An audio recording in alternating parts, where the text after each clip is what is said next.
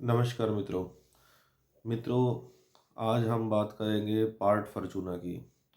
Part Fortuna क्या है और ये क्या काम करता है, कहाँ ये उपयोग होता है, इससे क्या पता चलता है।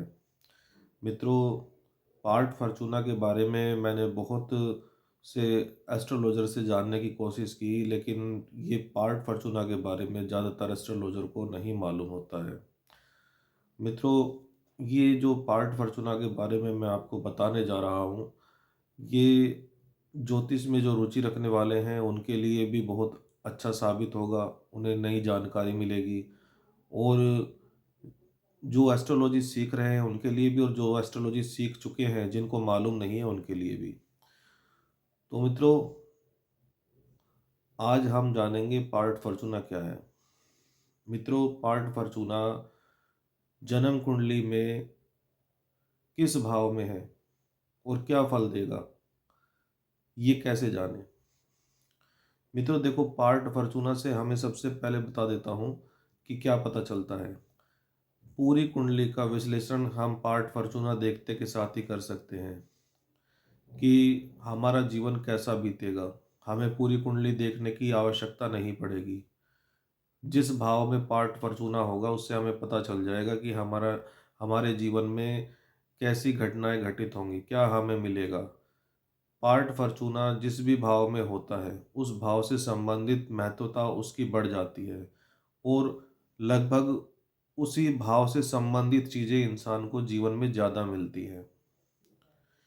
जैसे पार्ट फॉर्चूना मान लेते हैं 10th हाउस में है, तो 10th हाउस में आपको यश मिलेगा, कीर्ति मिलेगी, आपका नाम होगा, आपका रुतबा होगा, मान इज्जत मिलेगी।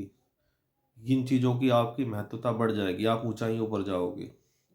उसी तरह से मित्रों, अगर मान लेते हैं कि आपका पार्ट फॉर्चूना है 9वें भाव में, 9th भाव में, तो आप धार्मिक कार्यों में ज़्यादा रुचि लेंगे, धार्मिक चीज़ों से ज़्यादा जुड़ेंगे, धर्म कर्म को ज़्यादा मानोगे।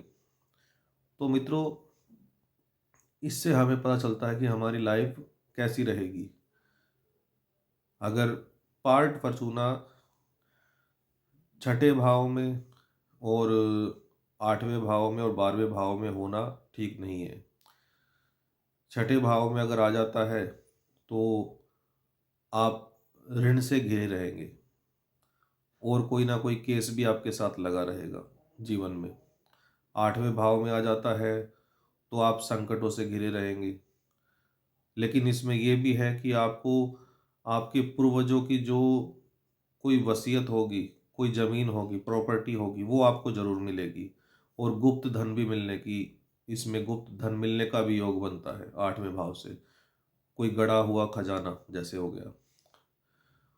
12th हाउस भी बुरा माना गया है।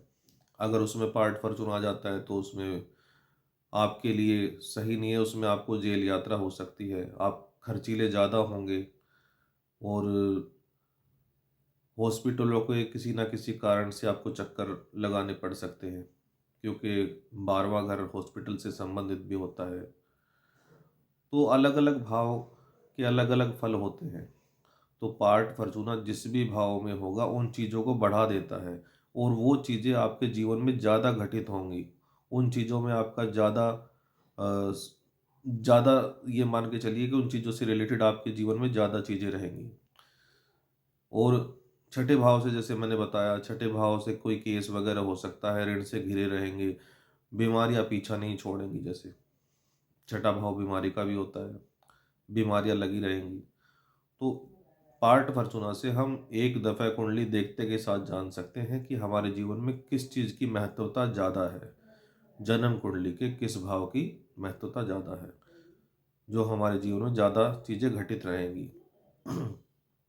तो मित्रों, ये तो पार्ट फॉर्चूना का मैंने जानकारी के लिए आपके लिए बनाया है पार्ट, ये पोस्ट। ये भाग नंबर 1 मैं इस पे देने जा रहा हूँ। अब भाग नंबर जो 2 बनाऊंगा मैं, उसमें आपको पार्ट फॉर्चूना को कैसे जाने, आपकी जन्म कुंडली में पार्ट फॉर्चूना कौन से भाव में है, कैसे आप निकालेंगे, कैसे पता चलेगा। ये भी एक, जैसे वर्ष कुंडली में मुंथा होता है, उसी तरह से ये भी पार्ट फॉर्चूना भी उसी तरह से ही मान लो। जैसे वर्ष कुंडली में मुंथा होता है, तो वैसे ही पार्ट फॉर्चूना जन्म कुंडली में होता है। जन्म के समय कौन से भाव में पार्ट फॉर्चूना था।